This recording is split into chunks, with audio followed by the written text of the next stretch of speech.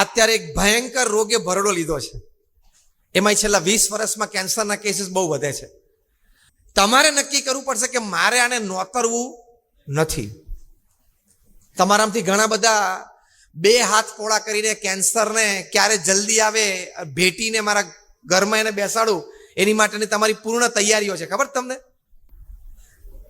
એ તમે રોજ ગુલાબ જાંબુ ખાવ છો ને એના લીધે થાય છે. શેના લીધે થાય છે? તમાકુ ચ્યુ કરો છો અથવા સિગરેટ પીવો છો, એ કેન્સરને આપણે નોતરવા બેઠા છીએ. એનું એક સબકોન્શિયસ માઇન્ડમાં આધાર એ રહે છે કે હવે 10,000 જણા તમાકુ ખાય છે, એમાંથી 2-5% થાય છે. અને સબકોન્શિયસ માઇન્ડમાં શું છે? હું એ 2-5%માં નથી જ. બસ એવું તને કોણે લખી આપ્યું છે? બીજું, મારી બાજુમાં પેલા જસકાકા રહે છે ને, એ 13 વર્ષના હતા ને ત્યારથી તમાકુ ખાય છે અને આજે 25 તમાકુના માવા ખાય છે. આજે એમને 70 વર્ષ થયા. 57 વર્ષથી 25 માવા ખાય છે. એને કાંઈ નથી થયું તો મને ક્યાં થશે? આ પણ એક સબકોન્શિયસ માઇન્ડમાં વિચાર રહે છે. પણ એ સમજી રાખવાનું કે દરેકની બ્લડની રિએક્શન સિસ્ટમ જુદી હોય.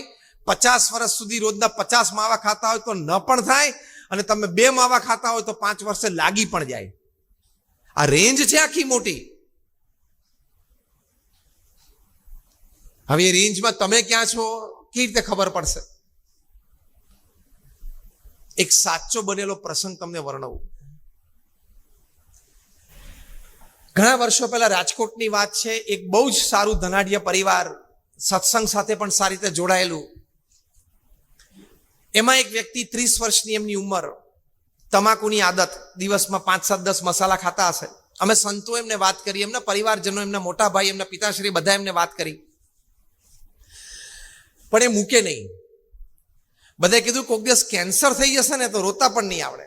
એક દિવસ સવારે બ્રશ કરતા હતા ને લોહીની ઉલટી થઈ.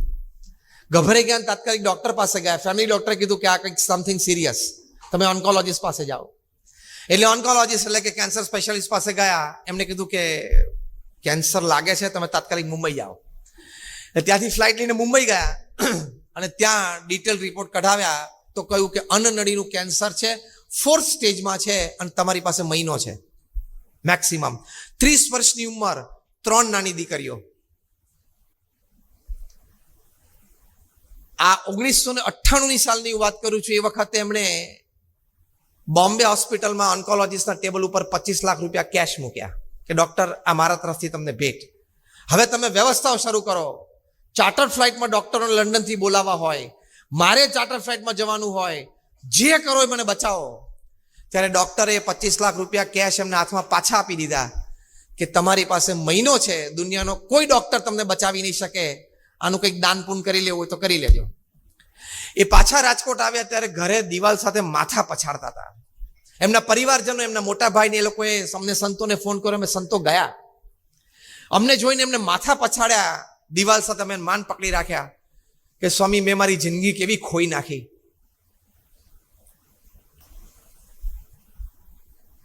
એક પડીકી પાછળ મેં મારી જિંદગી ખોઈ નાખી. અમારી નાની 3 દીકરીઓ, અને હજી પોતાની ઉંમર 30 જ વર્ષની, એમના પત્નીની ઉંમર 28 વર્ષની. અને એક દિવસ સવારે એમનો પરિવારજનમાંથી એમના મોટા ભાઈનો ફોન આવ્યો કે સ્વામી તાત્કાલિક આવો, હવે કદાચ રહેશે નહીં. સવારના પોરમાં 7 વાગે અમે ત્યાં પહોંચ્યા અને ત્યારે છેલ્લો ડચકો ખાતા હતા. આ ભગવાન સ્વામિનારાયણ પ્રમુખ સ્વામી મહારાજની મૂર્તિ અમે એમને છાતી ઉપર મૂકી, એ દર્શન એમને કર્યા અને આંખ બંધ થઈ ગઈ.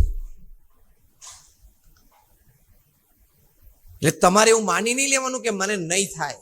થશે ને તે દિવસે રોતા નહીં આવડે.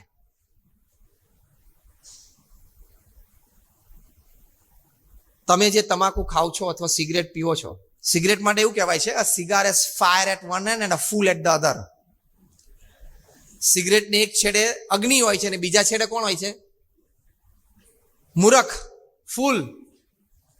લખે છે કે cigarette smoking is injurious to health, કે સિગરેટ છે તમને તમારા સ્વાસ્થ્ય માટે હાનિકારક છે, તોય તમે પીવો છો. હું તમને એક સરસ હની આપું, ધારો કે મધ આપું, અને કહું કે અંદર છે ને કોબરાનું નાનું એક ટીપું ઝેરનું મેં નાખેલું છે, પણ તું ચિંતા ના કરીશ, તું આ રોજ એક ચમચી પીસ ને તોય તને 30-40 વર્ષ સુધી વાંધો નહીં આવે,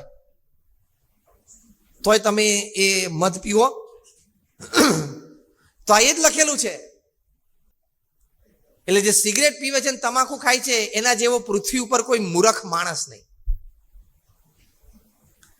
જે સિગરેટ પીતો હોય ને તમાકુ ખાતો અથવા દારૂ પીતો હોય, આ પ્રાંતમાં દારૂનો યોગ પણ બહુ છે બધાને, એમાંથી લીવર સિરોસિસ થાય છે અને એના પણ બધા પ્રશ્ન છે.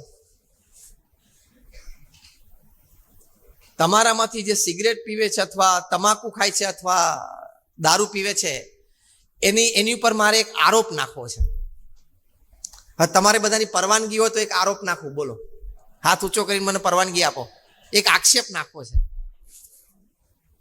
આક્ષેપ એ છે કે તમે જે સિગરેટ પીવો છો કે દારૂ પીવો છો અથવા તો તમાકુ ખાઓ છો, તમને તમારા પત્ની અને પરિવાર માટે કોઈ પ્રેમ નથી અને તમને એની કોઈ પડી નથી. મેં આક્ષેપ નાખ્યો, હવે મને ખોટો સાબિત કરો. હવે મને ખોટો સાબિત કરો. કોઈનામાં હિંમત હોય તો, આર્ગ્યુમેન્ટ કોઈની પાસે હોય તો. મેં તમારી ઉપર આક્ષેપ નાખ્યો કે તમે તમાકુ ખાઓ છો કે સિગરેટ પીવો છો એટલે તમને તમારી પત્ની માટે કોઈ પ્રેમ નથી, તમને તમારા પરિવારજનો, બાળકો કે વૃદ્ધ માતા પિતા પ્રત્યે કોઈ પ્રેમ નથી. હું મરી જાઉં ને રખડી પડે તો એનું નસીબ, એવી ભાવના તમે સેવો છો. અને મારા વગર આખો પરિવાર એ રજડી પડે એની મને કોઈ પડી નથી. મારા પત્ની કરતા મને આ પડીકી વધારે વાલી છે. મારા નાના માસૂમ બચ્ચાઓ કરતા મને સિગરેટ વધારે વાલી છે. હું સિગરેટ સાથે રહીશ, પરિવાર સાથે કરતા સિગરેટ મને વધારે વાલી છે. આવો તમારો અભિપ્રાય છે. કેમ બધા સ્તબ્ધ થઈ ગયા? મેં જે વાત કરી એ સાચી કે ખોટી? જોશથી બોલો. બધા બોલ્યા સાચી? બધા બોલ્યા સાચી? તો હવે જેને વ્યસન હોય એને છોડવાની હિંમત આવતી હોય તો આંગળી ઊંચી કરો. જો એક જણાની હિંમત થઈ, we give him a big hand. કારણ કે મેં આક્ષેપ મૂક્યો છે તમારી ઉપર. તમે તમાકુ ખાઓ છો એટલે તમને તમારી પત્ની પ્રત્યે પ્રેમ નથી, તમારા સંતાનો પ્રત્યે પ્રેમ નથી, તમને એની પડી જ નથી. You are not a family man. તમને મોઢા ઉપર કહું છું, તમે ખાવ છો. You are not a family man જો તમે તમાકુ ખાતા હોય તો. ઝાટકો વાગતો હશે. પણ તમે સંતને બોલાવ્યા છે એટલે અમે તો સાચી વાત કરવાના. અમારે તમારી પાસેથી કોઈ સ્વાર્થ નથી. અમે બોલવાનો રૂપિયો નથી લેતા. BAPS ના કોઈ સંત પાસે બેંક એકાઉન્ટ નથી. BAPS ના કોઈ સંત પૈસાને અડતા નથી. અમે ભૂલથી ક્યાંક પૈસા પડે ને હાથ અડી જાય તો અમારે 25 વખત ધોવા પડે. એટલે we don't touch money, we don't keep money, we don't have money. This is for your good. તમારા સારા માટે અમે તમને કહીએ છીએ. પ્રમુખ સ્વામી મહારાજે લાખો લોકોના વ્યસનો છોડાવ્યા, વ્યક્તિગત રીતે, સંતો દ્વારા, કાર્યકર્તાઓ દ્વારા. આફ્રિકાના કેન્યા દેશના એક મિનિસ્ટર જોસેફ મટુરિયા પધારેલા. એમને પ્રેરણા થઈ. વ્યસન મુક્તિનું પ્રદર્શન ને બધું જોયું અને એમને વ્યસન છોડ્યું દારૂનું. એમને મંચ ઉપરથી જાહેરાત કરી, જેમ નરેશભાઈએ કરી એમ, કે આજથી મારું વ્યસન ગયું. પ્રમુખ સ્વામી મહારાજ એવું બોલ્યા કે અમારો આખો આ 37 દિવસનો ઉત્સવ, એની સાર્થકતા આ એક વાતમાં આવી ગઈ. એમ આપણે આખો આ આજનો કાર્યક્રમ થયો એની સાર્થકતા આવી ગઈ. સાથે સાથે કેન્સરનું એક મોટું કારણ નોન-વેજ ફૂડ પણ છે. હા, એ પણ સાયન્ટિફિકલી પ્રૂવ થયેલું છે કે તમે માંસાહાર કરો છો એ પણ તમારું સ્વાસ્થ્ય બગાડે છે. તમે જોજો, સૌથી વધારે પેટના રોગોના દર્દીઓ હશે ને એમાં 90% માંસાહારી લોકો હશે. તમે કુદરતી શાંતિથી વિચાર કરો કે ભગવાને આપણી સિસ્ટમ માંસાહાર માટે બનાવી જ નથી. જે માંસાહાર કરતા હોય ને એને નખ લાંબા હોય, એના દાંત મોટા હોય, બેમાંથી એકેય આપણે છે નહીં. એના ઇન્ટેસ્ટાઇનમાં જે ડાયજેસ્ટિવ જ્યુસીસ પ્રોડ્યુસ થાય, જે ખોરાકને પચાવે, તે બહુ જ એસિડિક હોય, કારણ કે એને તો માંસને પચાવવાનું ને. તો આપણા તો બાઇલ જ્યુસીસ છે, એ પણ આપણે સાયન્સમાં ભણ્યા છે. અને એ પણ નહીં વિચારવાનું કે માંસાહાર ખાઈએ તો તાકાત આવે. દુનિયાનું સૌથી શક્તિશાળી પ્રાણી હાથી એ શાકાહારી છે. દુનિયાની સૌથી second most strongest animal rhino એ પણ શાકાહારી છે. એટલે રોટલી દાળ ભાત શાકમાં તાકાત નથી એવું નહીં માનવાનું. રોટલી દાળ ભાત શાક વાળા પણ વાનખેડે સ્ટેડિયમ કુદાવે છે.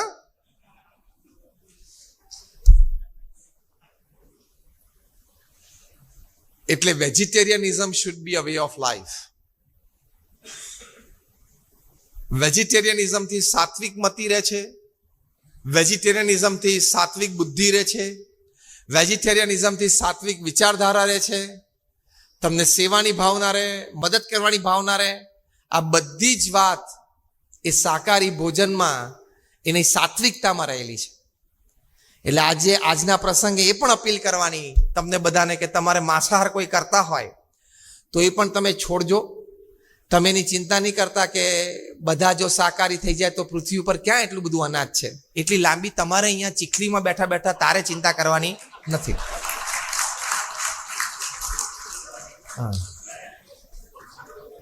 ઘણા એવી ચિંતા થાય. એક જણા એક વખત તમે વ્યસન મુક્તિની વાત કરતા, એક જણાએ મને પ્રવચન પછી મંચ ઉપર આવીને કીધું, સ્વામી તમે વાત કરો છો કે વ્યસનથી કેન્સર થાય છે, તો વ્યસન નથી કરતા નથી થતું? મેં કહ્યું થાય છે ને, તો પછી એવું એમણે પૂછ્યું. પછી મેં એને પ્રશ્ન પૂછ્યો કે ઘરમાં આખો પરિવાર એ કોઈ પ્રસંગે બહાર જાય અને તાળું મુખ્ય દરવાજે વાસીને જાય તો તાળું તોડીને પણ ચોરી નથી થતી? તો કે થાય છે ને. તમે કોઈ એનો મતલબ એમ કે તાળા ખુલ્લા રાખવાના, ચોરી નસીબમાં થશે, ભલે ને ખુલ્લું રહ્યું, એવું કરીને જાવ છો? કે તાળા બંધ, તાળા મારેલા હોય છે તોય તૂટે છે ને ચોરી થાય, તો ખુલ્લું રાખો નસીબમાં થશે. એમ તમે એમ કહો નસીબમાં કેન્સર થશે, ખાવ ને તો વહેલું થાય, પેલી જેમ ચોરી વહેલી થાય એમાં વહેલું થાય. 1991માં ત્યાં મેં કલ્ચરલ ફેસ્ટિવલ ઓફ ઇન્ડિયા અમેરિકામાં ઉજવ્યો હતો. તેમાં એક પ્રદર્શન રાખેલું, બ્યુટીફુલ બોર્ડરલેસ વર્લ્ડ. એ પ્રદર્શન અંતર્ગત એક આ વેજીટેરિયનિઝમનો સ્પોટ હતો. એમાં બહુ જ સરસ એક ઇમોશનલ આર્ગ્યુમેન્ટ અમે મૂકેલી. તમે ખાલી એવી એક કલ્પના કરો કે કદાચ કોઈ સુપર હ્યુમન રેસ હોત બીજા કોઈ પ્લેનેટ ઉપર, અને એ લોકો પાસે એવી સુપર હ્યુમન રેસ એટલે કોઈ એવી વાત કે શક્તિ હોત કે ગમે ત્યારે સુપીન થાય આપણા પૃથ્વી પર આવી જાય, અને તમે તમારા નાના નાના બાલ બચ્ચા સાથે ભોજન લેતા હોય, ટીવી જોતા હોય, બારીમાંથી હાથ નાખીને તમારા 2 બચ્ચાને લઈ જાય અને તમારી સામે આમ કાચા ને કાચા ખાવા માંડે, તો તમને કેવું લાગે છે? મરઘીને પણ લાગે છે કે મારા ઈંડા લઈ જાય છે, મારા બચ્ચા લઈ જાય છે, એને પણ લાગણી છે. અને પશુઓમાં કેટલી બધી લાગણી હોય છે. તમે ડિસ્કવરી ચેનલ અથવા તો બીબીસીની આ બધી વાઇલ્ડ લાઈફ સિરીઝ આવે છે, એમાં જોજો પશુઓ કેટલા લાગણીશીલ હોય છે. હવે એ લાગણી તમે દુભાવો પછી તમને હાઈ લાગે કે ના લાગે? લાગે જ. એ કર્મ બહુ ભયંકર લાગે તમને.